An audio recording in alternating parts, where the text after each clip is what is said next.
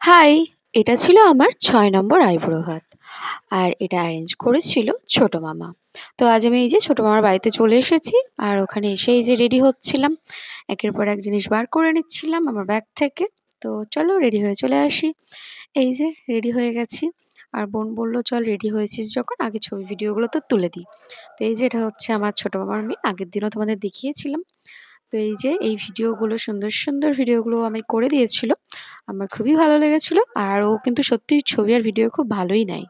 তো এই যে ছাদের মধ্যে রোদে গিয়ে ভেল করছিলাম। তারপরে আর কি তোমরা তো জানোই কি হতে পারে। হ্যাঁ, নিচে নেমে এসে দেখি মানে পরের দিন আমি নোটিস করি গায়ে মুখে কিভাবে ট্যান পড়ে গেছে। বাহ! এটাই হওয়ার ছিল আমার বিয়ের আগে, কি আর বলবো। যাই হোক যেটা হয়ে গেছে কিছু করার নেই। যে করেই হোক আমাকে রিটার্ন করতেই হবে। তো এই যে এই ভিডিওগুলি সুন্দর, সুন্দর ভিডিওগুলো কিন্তু ও করে দিয়েছিল। তারপরে নিচে চলে এসেছিলাম। এসে দেখি খাবার-দাবার সবকিছু রেডি। আর তারপরে বোন আবার সাজিয়ে নিচ্ছিল খাবারগুলো। তো আমি নোটিস করছি ও কিন্তু আস্তে, আস্তে একটা গিন্নি ব্যাপার ওর মধ্যে আসছে। মানে গিন্নি, গিন্নি ভাব। তো যাই হোক ভালো লাগলো আমার এই ব্যাপারটা।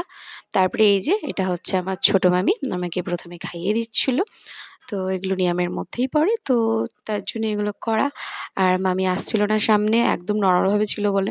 তো জোর করে নেওয়া হয়েছিল। আর এটা হচ্ছে আমার দিদা। আগের ভিডিওতেও তোমাদের দেখিয়েছিলাম। তো এই যে দিদাও খাইয়ে দিচ্ছিল। আর বাকিরাও ছিল। তারা রেডি ছিল না বলে তাদের ভিডিওগুলো নেওয়া হয়নি।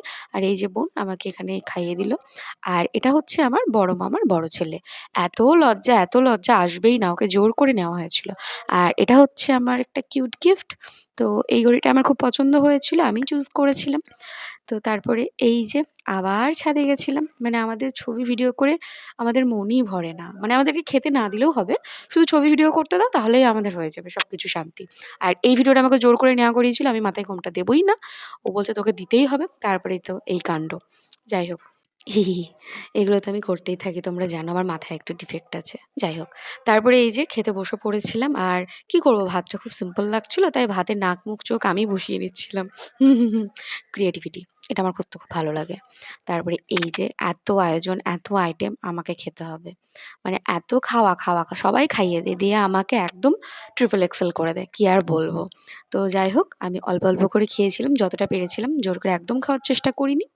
তো এই যে গিফট আগেই দেখিয়ে দিয়েছিলাম। তো এটাই ছিল আমার ৬ নম্বর আইবুড়ো ভাতের ভাইব তোমাদের সাথে শেয়ার করলাম। আবার আসবো অন্য কোনো ভিডিও নিয়ে। হ্যাঁ, এখনো একের পর এক পর্ব বাকি আছে। সেগুলো তোমাদের সাথে স্টেপ বাই স্টেপ শেয়ার করব। তো ভিডিওগুলো আসতে একটু লেট হতে পারে যেহেতু খুব চাপের মধ্যে আছি বুঝতেই পারছো। তো অবশ্যই জানিও আমার এই ভিডিওগুলো তোমাদের কেমন লাগে। আর যদি ভালো লেগে থাকে অবশ্যই একটা লাইক, কমেন্ট, শেয়ার করে দিও। জানতেই পারছো যে কতটা স্ট্রাগল হয় ভিডিওগুলো এডিট করতে। বাই।